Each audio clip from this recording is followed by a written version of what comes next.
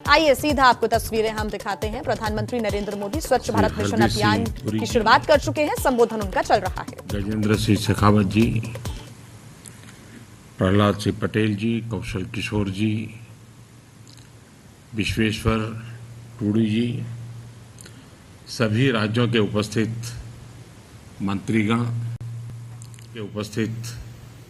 मंत्रीगण, urban local bodies के Myers और चेयरपर्सन्स, म्युनिसिपल कमिश्नर्स, स्वच्छ भारत मिशन के अमृत योजना के आप सभी सारथी, देवियों और सज्जनों,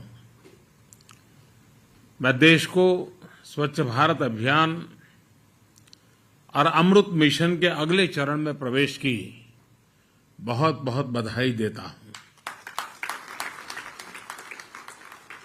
2014 में देशवासियों ने भारत को खुले में शौच से मुक्त करने का, ओडीएफ बनाने का संकल्प लिया था।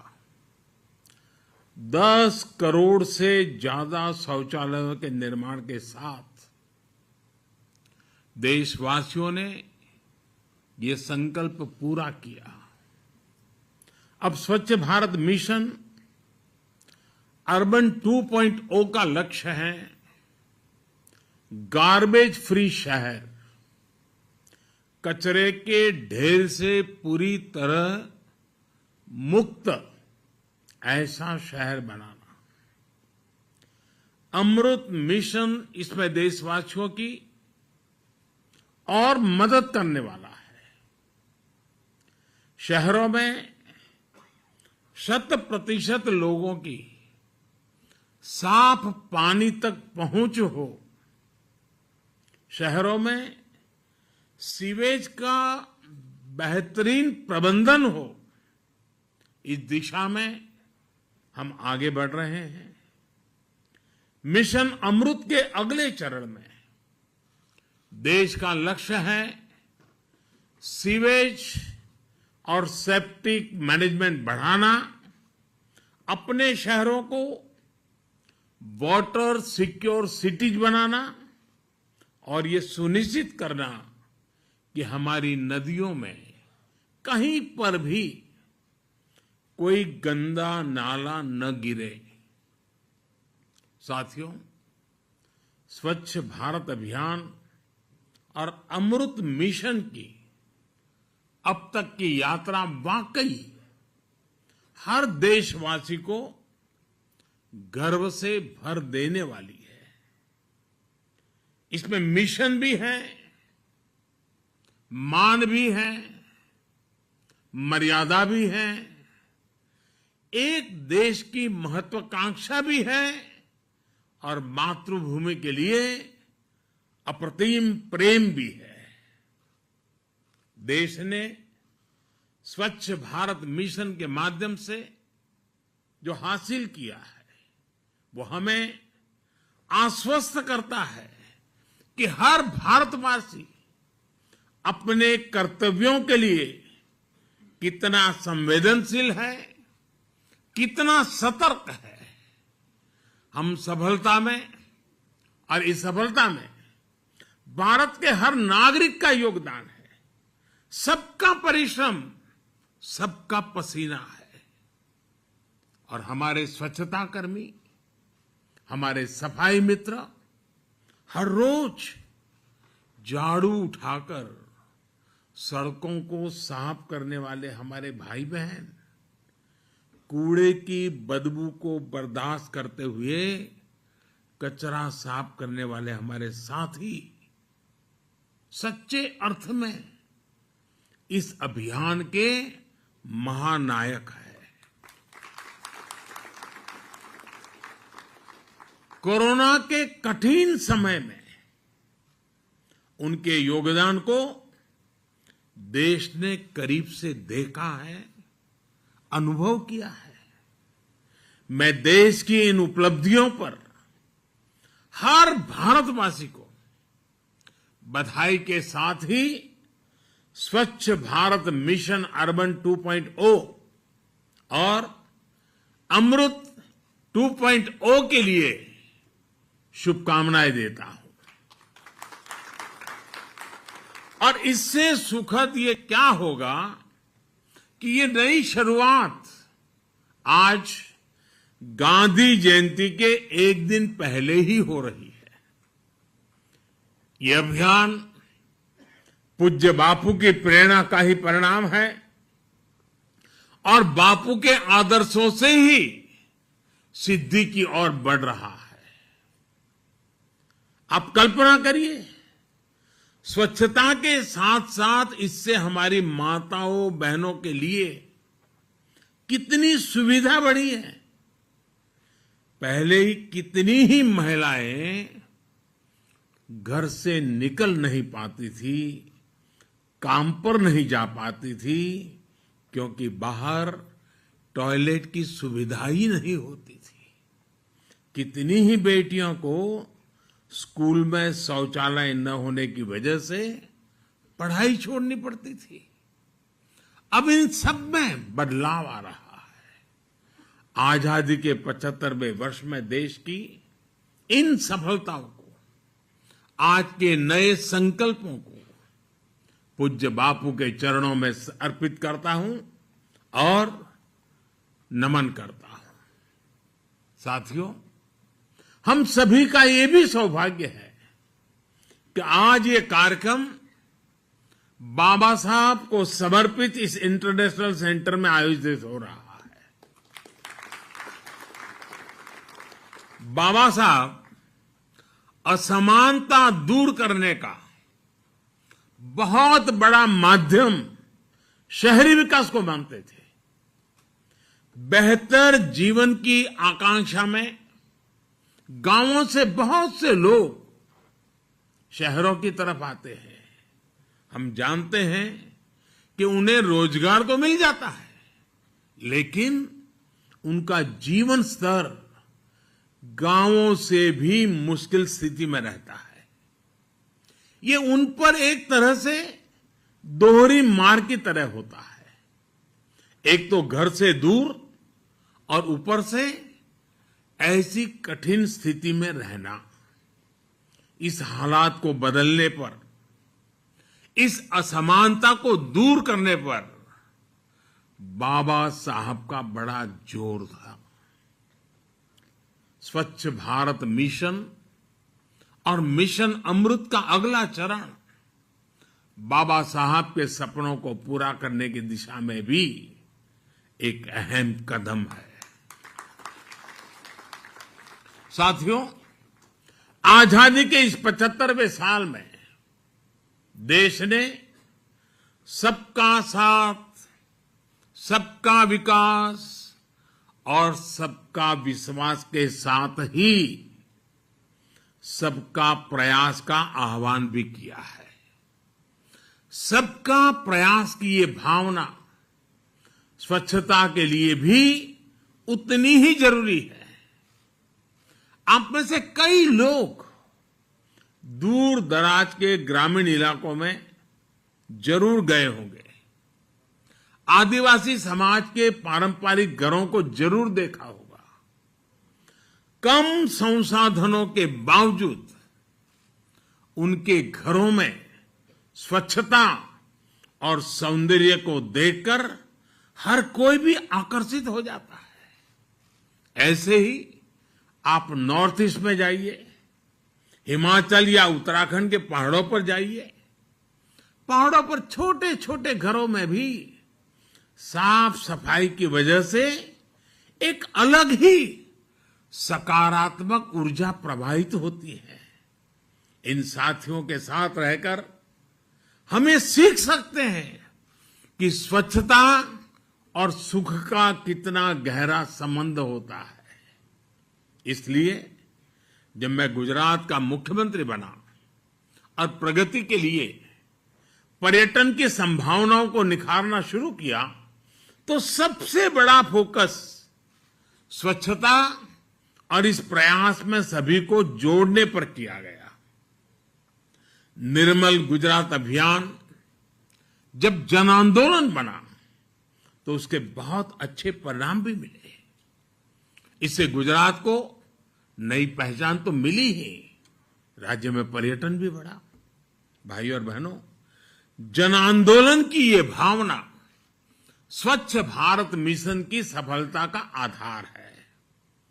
पहले शहरों में कचरा सड़कों पर होता था, गलियों में होता था, लेकिन अब घरों से न केवल वेस्ट कलेक्शन पर बल दिया जा रहा है, बल्कि वेस्ट सेग्रीगेशन पर भी जोर है। बहुत से घरों में अब हम देखते हैं कि लोग गीले और सूखे कूड़े के लिए अलग अलग डस्टबिन रख रहे हैं। घर ही नहीं, घर के बाहर भी अगर कहीं गंदगी दिखती है तो लोग स्वच्छता ऐप से उसे रिपोर्ट करते हैं, दूसरे लोगों को जागरूक भी करते हैं। मैं इस बात से बहुत खुश होता हूं कि स्वच्छता अभियान को मजबूती देने का बीड़ा हमारी आज की पीढ़ी ने उठाया हुआ है। टॉफी के रैपर अब जमीन पर नहीं फेंके जाते, बल्कि पॉकेट में रखे जाते हैं। छोटे छोटे बच्चे अब बड़ों को टोकते हैं कि गंदगी मत करिए। दादाजी, नानाजी, दादी जी को बताते हैं ये मत करो। शहरों में नौजवान तरह तरह से स्वच्छता अभियान में मदद कर रहे हैं, इनिशिएटिव ले रहे हैं। कोई वेस्ट से वेल्थ बना रहा है, तो कोई जागरूकता बढ़ाने में जुटा है। लोगों में भी अब एक स्पर्धा है कि स्वच्छ भारत रैंकिंग में उनका शहर आगे आना चाहिए, और अगर पीछे रह जाता है तो गांव में भी दबाव खड़ा होता है, भाई क्या हुआ, वो शहर आगे निकल गया, हम क्यों पीछे रह गए, हमारी क्या कमी है। मीडिया के लोग भी उस शहर की चर्चा करते हैं, देखिए वो तो आगे बढ़ गया, तुम रह गए, तो एक दबाव पैदा हुआ है। अब ये माहौल बन रहा है कि उनका शहर स्वच्छता रैंकिंग में आगे रहे, उनके शहर की पहचान गंदगी से भले शहर की ना हो। जो साथी इंदौर से जुड़े हैं या टीवी पर देख रहे होंगे, वो मेरी बात से और भी ज्यादा सहमत होंगे। आज हर कोई जानता है कि इंदौर यानी स्वच्छता में टॉपर शहर। ये इंदौर के लोगों की साझा उपलब्धि है। अब ऐसी ही उपलब्धि से हमें देश के हर शहर को जोड़ना है। मैं देश की हर राज्य सरकार से, स्थानीय प्रशासन से, शहरों के मेयर से आग्रह करता हूं कि स्वच्छता के इस महाअभियान में एक बार फिर से जुट जाए। कोरोना के समय में कुछ सुस्ती भले आई है, लेकिन अब नई ऊर्जा के साथ हमें आगे बढ़ना है। हमें ये याद रखना है कि स्वच्छता एक दिन का, एक पखवाड़े का, एक साल का या कुछ लोगों का ही काम है, ऐसा नहीं है। स्वच्छता हर किसी का, हर दिन, हर पखवाड़े, हर साल, पीढ़ी दर पीढ़ी चलने वाला महाअभियान है। स्वच्छता ये जीवन शैली है, स्वच्छता ये जीवन मंत्र है। और जैसे सुबह उठते ही दांतों को साफ करने की आदत होती है ना, वैसे ही साफ सफाई को हमें अपने जीवन का हिस्सा बनाना ही होगा। और मैं ये सिर्फ पर्सनल हाइजीन की बात नहीं कर रहा हूं, मैं सोशल हाइजीन की बात कर रहा हूं। अब सोचिए, रेल के डिब्बों में सफाई, रेलवे प्लेटफॉर्म पर सफाई, ये कोई मुश्किल नहीं था। कुछ प्रयास सरकार ने किया, कुछ सहयोग लोगों ने किया और अब रेलवे की तस्वीर ही बदल गई है। साथियों, शहर में रहने वाले मध्यम वर्ग को, शहरी गरीबों के जीवन में ईज ऑफ लिविंग बढ़ाने के लिए हमारी सरकार रिकॉर्ड इन्वेस्ट कर रही है। अगर 2014 के पहले के 7 सालों की बात करें, 7 वर्षों की बात करें, तो शहरी विकास मंत्रालय के लिए 1.25 लाख करोड़ के आसपास का बजट ही आवंटित किया गया था। 7 साल में 1.25 लाख, जबकि हमारी सरकार के 7 वर्षों में शहरी विकास मंत्रालय के लिए करीब करीब 4 लाख करोड़ रुपए का बजट आवंटित किया गया। ये इन्वेस्टमेंट शहरों की सफाई, वेस्ट मैनेजमेंट, नए सीवेज ट्रीटमेंट प्लांट बनाने पर हुआ है। इस इन्वेस्टमेंट से शहरी गरीबों के लिए घर, नए मेट्रो रूट और स्मार्ट सिटी से जुड़े प्रोजेक्ट पूरे हो रहे हैं। हम भारतवासी अपने लक्ष्य प्राप्त कर सकते हैं, इसका मुझे पूरा भरोसा है। स्वच्छ भारत मिशन और मिशन अमृत की स्पीड और स्केल दोनों ही ये भरोसा और बढ़ाती है। आज भारत हर दिन करीब 1 लाख टन वेस्ट प्रोसेस कर रहा है। 2014 में जब देश ने अभियान शुरू किया था, तब देश में हर दिन पैदा होने वाले वेस्ट का 20% से भी कम प्रोसेस होता था। आज हम करीब करीब 70% डेली वेस्ट प्रोसेस कर रहे हैं। 20 से 70 तक पहुंचे हैं, लेकिन अब हमें इसे 100% तक, 100% तक लेकर जाना ही जाना है। और ये काम केवल वेस्ट डिस्पोजल के जरिए नहीं होगा, बल्कि वेस्ट टू वेल्थ क्रिएशन के जरिए होगा। इसके लिए देश ने हर शहर में 100% वेस्ट सेग्रीगेशन के साथ साथ इससे जुड़ी आधुनिक मटेरियल रिकवरी फैसिलिटीज बनाने का लक्ष्य तय किया है। इन आधुनिक फैसिलिटीज में कूड़े कचरे को छांटा जाएगा, रिसाइकिल हो पाने वाली चीजों को प्रोसेस किया जाएगा, अलग किया जाएगा। इसके साथ ही शहरों में बने कूड़े के पहाड़ों को प्रोसेस करके पूरी तरह समाप्त किया जाएगा। और हरदीप जी, जब मैं कूड़े के बड़े बड़े ढेर साफ करने की बात कर रहा हूं, तो यहां दिल्ली में भी ऐसा ही एक पहाड़ बरसों से डेरा डाले हुए है। ये पहाड़ भी हटने का इंतजार कर रहा है।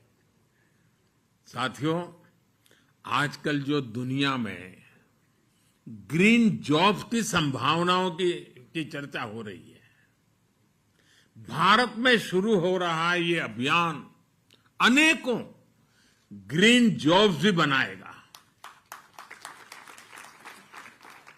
देश में शहरों के विकास के लिए आधुनिक टेक्नोलॉजी का इस्तेमाल भी लगातार बढ़ रहा है। अभी अगस्त के महीने में ही देश ने national automobile scrappage policy launch की है। ये नई scrapping policy waste to wealth के अभियान को, सर्कुलर इकोनॉमी को और मजबूती देती है। ये पॉलिसी देश के शहरों से प्रदूषण कम करने में भी बड़ी भूमिका निभाएगी। इसका सिद्धांत है रीयूज, रिसाइकल और रिकवरी। सरकार ने सड़कों के निर्माण में भी वेस्ट के उपयोग पर बहुत ज्यादा जोर दिया है। जो सरकारी इमारतें बन रही हैं, सरकारी आवास योजनाओं के तहत जो घर बनाए जा रहे हैं, उनमें भी रिसाइकलिंग को प्रोत्साहित किया जा रहा है। साथियों, स्वच्छ भारत और संतुलित शहरीकरण को एक नई दिशा देने में राज्यों की बहुत बड़ी भागीदारी रही है। अभी हमने कई साथी मुख्यमंत्रियों का संदेश भी सुना है। मैं देश की प्रत्येक राज्य सरकार का आज विशेष आभार व्यक्त करता हूं। सभी राज्यों ने अपने शहरों की बेसिक जरूरतों को एड्रेस किया। वाटर सप्लाई से लेकर सैनिटेशन तक के लिए प्लानिंग की। अमृत मिशन के तहत 80,000 करोड़ से ज्यादा के प्रोजेक्ट्स पर काम चल रहा है। इससे शहरों के बेहतर भविष्य के साथ साथ युवाओं को नए अवसर भी मिल रहे हैं। पानी का कनेक्शन हो, सीवर लाइन की सुविधा हो, अब हमें इन सुविधाओं का लाभ भी 100% शहरी परिवारों तक पहुंचाना है। हमारे शहरों में सीवेज वाटर ट्रीटमेंट बढ़ेगा तो शहरों के जल संसाधन स्वच्छ होंगे, हमारी नदियां साफ होंगी। हमें इस संकल्प के साथ आगे बढ़ना होगा कि देश की किसी भी नदी में थोड़ा सा भी पानी बिना ट्रीटमेंट के ना गिरे, कोई गंदा नाला नदी में न गिरे।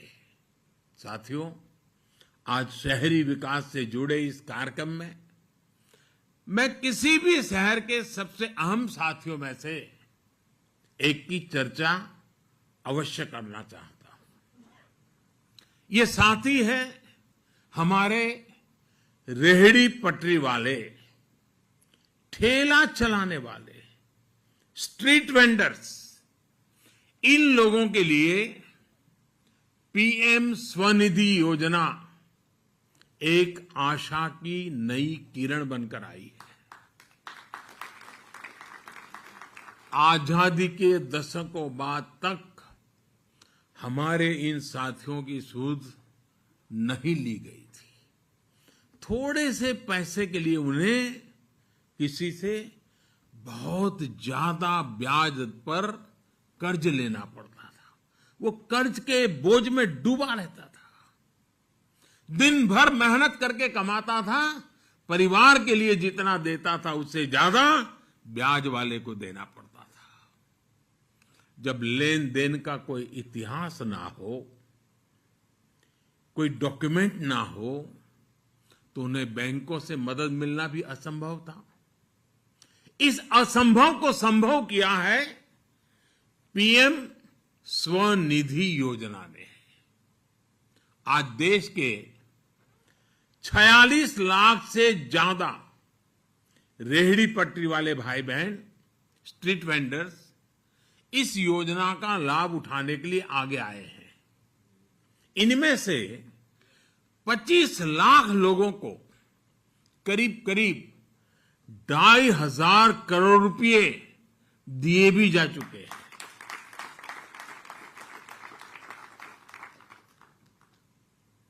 स्ट्रीट वेंडर के जेब में 2,500 करोड़ पहुंचाना ये छोटी बात नहीं है जी। ये अब डिजिटल ट्रांजैक्शन कर रहे हैं और बैंकों से जो कर्ज लिया है वो भी चुका रहे हैं। जो स्ट्रीट वेंडर्स समय पर लोन चुकाते हैं उन्हें ब्याज में छूट भी दी जाती है। बहुत ही कम समय में इन लोगों ने 7 करोड़ से अधिक ट्रांजैक्शन किए हैं। कभी कभी हमारे देश में बुद्धिमान लोग कह देते हैं कि गरीब आदमी को ये कहां से आएगा, लेकिन यही लोग हैं जिन्होंने करके दिखाया है। यानी पैसे देने या लेने के लिए 7 करोड़ बार कोई न कोई डिजिटल तरीका अपनाया है। मैं थोक, और ये लोग क्या करते हैं, थोक विक्रेताओं से जो सामान खरीद रहे हैं उसका पेमेंट भी अपने मोबाइल फोन से डिजिटल तरीके से करने लगे हैं, और जो फुटकर सामान बेच रहे हैं उसके पैसे भी नागरिकों से वो डिजिटल तरीके से लेने की शुरुआत कर चुके हैं। इसका एक बड़ा लाभ ये भी हुआ कि उनकी लेन देन की डिजिटल हिस्ट्री भी बन रही है, और इस डिजिटल हिस्ट्री की वजह से बैंकों को पता चलता है कि हाँ, इनका कारोबार ऐसा है और इतना चल रहा है, तो बैंकों द्वारा उन्हें अगला लोन देने में आसानी हो रही है। साथियों, पीएम स्वनिधि योजना में 10,000 रुपये का पहला लोन चुकाने पर 20,000 का दूसरा लोन, और दूसरा लोन चुकाने पर 50,000 का तीसरा लोन, ये मेरे स्ट्रीट वेंडर्स को दिया जाता है। आज सैकड़ों स्ट्रीट वेंडर्स बैंकों से तीसरा लोन लेने की तैयारी कर रहे हैं। मैं ऐसे हर साथी को बैंकों से बाहर जाकर ज्यादा ब्याज पर कर्ज उठाने के दुष्चक्र से मुक्ति दिलाना चाहता हूं। और आज देश भर के मेयर मेरे साथ जुड़े हुए हैं, नगरों के अध्यक्ष जुड़े हुए हैं। ये सच्चे अर्थ में गरीबों की सेवा का काम है, सच्चे अर्थ में गरीब से गरीब को एम्पावर करने का काम है। ये सच्चे अर्थ में गरीब को ब्याज के दुष्चक्र से मुक्ति दिलाने का काम है। मेरे देश का कोई भी मेयर ऐसा नहीं होना चाहिए, कोई भी चुना हुआ कॉर्पोरेटर, काउंसिलर ऐसा नहीं होना चाहिए कि जिसके दिल में ये संवेदना न हो और वो इस पीएम स्वनिधि को सफल करने के लिए कुछ न कुछ कोशिश न करता हो। अगर आप सभी साथी जुड़ जाएं, इस देश का ये हमारा गरीब व्यक्ति, और हमने कोरोना में देखा है, अपनी सोसाइटी, चाल में, मोहल्ले में सब्जी देने वाला अगर नहीं पहुंचता है तो हम कितनी परेशानी से गुजरते थे। दूध पहुंचाने वाला नहीं आता था तो हमें कितनी परेशानी होती थी। कोरोना काल में हमने देखा है कि समाज के एक एक व्यक्ति का हमारे जीवन में कितना मूल्य है। जब ये हमने अनुभव किया है तो क्या हमारा ये दायित्व नहीं है कि इतनी बढ़िया स्कीम आपके पास मौजूद है, उसको ब्याज में मदद मिल रही है, उसको अपना कारोबार बढ़ाने के लिए पैसे लगातार मिल रहे हैं, क्या आप उसे डिजिटल लेन देन की ट्रेनिंग नहीं दे सकते हैं? क्या आप अपने शहर में 1,000, 2,000, 5,000, 20,000, 25,000 ऐसे हमारे साथी होंगे, क्या उनके जीवन को बदलने के लिए कदम नहीं उठा सकते? मैं पक्का कहता हूं दोस्तों, भले ये प्रोजेक्ट भारत सरकार का हो, भले ये पीएम स्वनिधि हो, लेकिन अगर आप इसको करेंगे तो उस गरीब के दिल में जगह आपके लिए बनेगी। वो जय जयकार उस शहर के मेयर का करेगा, वो जय जयकार उस शहर के कॉर्पोरेटर का करेगा, वो जिसके उसकी मदद में हाथ फैला है उसकी जय जयकार करेगा। मैं चाहता हूं ये जय जयकार आपका हो, मेरे देश के हर शहर के मेयर का हो, मेरे देश के हर कॉर्पोरेटर का हो, मेरे देश के हर काउंसिलर का हो। ये जय जयकार आपका हो ताकि जो गरीब ठेला और रेहड़ी पटरी लेकर के बैठा हुआ है वो भी हमारी तरह शान से जिए, वो भी अपने बच्चों को अच्छी शिक्षा देने के लिए दो महत्वपूर्ण निर्णय कर सके। बड़ी आसानी से किया जा सकता है साथियों, लेकिन इस काम में हम सबका योगदान, मैं सभी कमिश्नर से कहना चाहूंगा, ये मानवता का काम है, ये ग्रास रूट लेवल पर आर्थिक सफाई का भी काम है, एक स्वाभिमान जगाने का काम है। देश ने आपको इतना प्रतिष्ठित पद पर बिठाया है, आप दिल से इस पीएम स्वनिधि कार्यक्रम को अपना बनाइए, जी जान से उसके साथ जुटिए। देखते ही देखते देखिए आपके गांव के हर परिवार सब्जी भी खरीदता है, डिजिटल पेमेंट दे रहा है, दूध खरीदता है, डिजिटल पेमेंट दे रहा है, जब वो थोक में लेने जाता है डिजिटल पेमेंट करता है। एक बड़ा रिवॉल्यूशन आ जाएगा। इन छोटी सी संख्या के लोगों ने 7 करोड़ ट्रांजैक्शन किए। अगर आप सब इनकी मदद में पहुंच जाए तो हम कहां से कहां पहुंच सकते हैं। मेरी आज इस कार्यक्रम में उपस्थित शहरी विकास के साथ जुड़े हुए सभी इकाइयों से व्यक्तिगत रूप से आग्रह है कि आप इस काम में पीछे मत रहिए। और बाबा साहब आम्बेडकर के नाम से जुड़े उस भवन से जब मैं बोल रहा हूं, तब तो गरीब के लिए कुछ करना हमारा दायित्व बन जाता है। साथियों, मुझे खुशी है कि देश के 2 बड़े राज्य उत्तर प्रदेश और मध्य प्रदेश, इन दोनों राज्यों में सबसे ज्यादा स्ट्रीट वेंडर्स को बैंकों से लोन दिया गया है। लेकिन मैं सभी राज्यों से आग्रह करूंगा, इसमें भी स्पर्धा हो, कौन राज्य आगे निकलता है, कौन राज्य सबसे ज्यादा डिजिटल ट्रांजैक्शन करता है, कौन राज्य सबसे ज्यादा तीसरी लोन, स्ट्रीट वेंडर्स को तीसरी लोन तक ले गया है, 50,000 रुपया उसके हाथ में आया है, ऐसा कौन राज्य कर रहा है, कौन राज्य सबसे ज्यादा करता है। मैं चाहूंगा उसकी भी एक स्पर्धा कर लिया जाए और हर 6 महीने 3 महीने इसके लिए भी उन राज्यों को पुरस्कृत किया जाए, उन शहरों को पुरस्कृत किया जाए। एक तंदुरुस्त स्पर्धा गरीबों की कल्याण करने की, एक तंदुरुस्त स्पर्धा गरीबों का भला करने की, एक तंदुरुस्त स्पर्धा गरीबों को सशक्त करने की। आइए उस स्पर्धा में हम सब जुड़े, सभी मेयर जुड़े, सभी नगर अध्यक्ष जुड़े, सभी कॉर्पोरेटर जुड़े, सभी काउंसिलर जुड़े। साथियों, हमारे यहां शास्त्रों में कहा गया है, आस्ते भग आसीन यह ऊर्ध्व तिष्ठति तिष्ठतः शेते निपद्यमानस्य चराति चरतो भगः चरैवति। अर्थात कर्म पथ पर चलते हुए अगर आप बैठ जाएंगे तो आपकी सफलता भी रुक जाएगी। अगर आप सो जाएंगे तो आपकी सफलता भी सो जाएगी।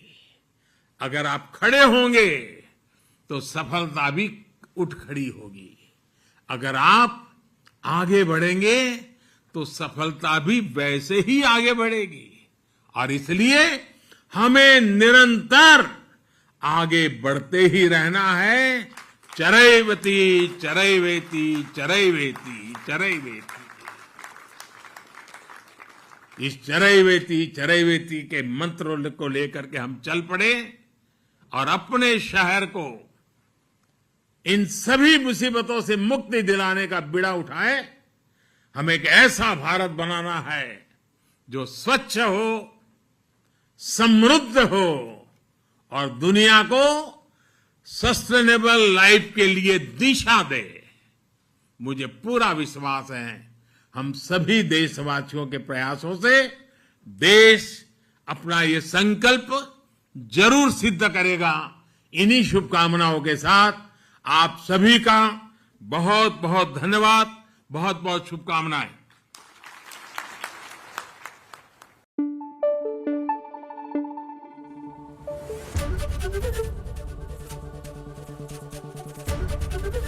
एबीपी न्यूज आपको रखे आगे।